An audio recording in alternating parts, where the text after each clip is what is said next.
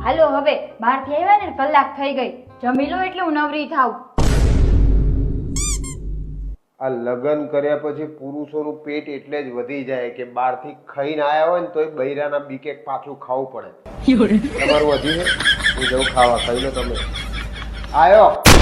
હે ભગવાન, આજે બેસતું વરસ છે. આ નવા વર્ષમાં મારા પતિની બધી સમસ્યા અને બધા દુઃખ દૂર કરજો. સમજી વિચારીને બોલ, હેરાન થઈ જઈશ.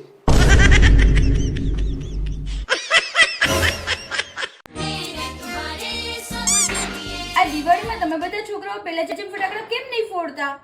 અરે શું કરવા ફોડીએ, અમે ગમે એટલો ખર્ચો કરીને બહુ બધા ફટાકડા ફોડીએ તોય બીજા દિવસે પેપરમાં તો તારામંડળ ફેરવતી છોકરીઓના જ ફોટા આવે.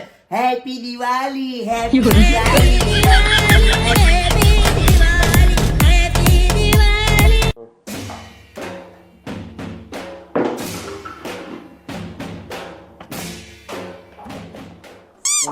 પોતાની ફૂલઝડી જોડે જ મનાવજો. બીજાના ફટાકડા જોડે મનાવવા જશો તો ઘરમાં ભડાકા થશે.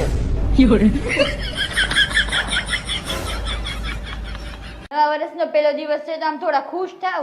કાલ બદલાઈ ગયું, હરખાવ. સાલ બદલાયું છે, સાડા સાડી ઘરવાળી એ બધું એમને એમ જ છે. આ બધી ઉપાધિ તો છે. હેપી ન્યુ યર, નૂતન વર્ષ અભિનંદન. રમેશભાઈ છોકરા આવે ને તો 20-20 રૂપિયા જ આપજો. આપણી છોકરીને ગયા વર્ષે 20 રૂપિયા જ આપ્યા હતા. દોઢા 100 રૂપિયાની નોટ ના કાઢતા. હંસા ભાભીને ઘરના આવે ને તો જમવાનું કહેતા નહીં, ને તો એ તો બેટા રહેશે ને, રોટલી મારે કરવી પડશે.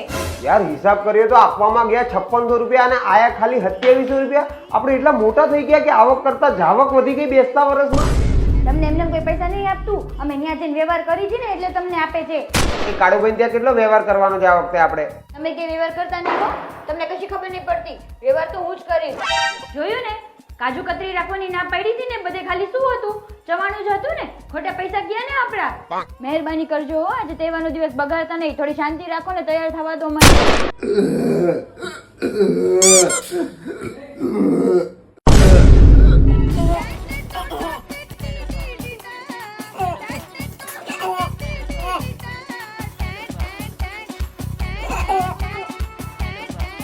કીધું તું ને કે ઓછું ઢીચજો.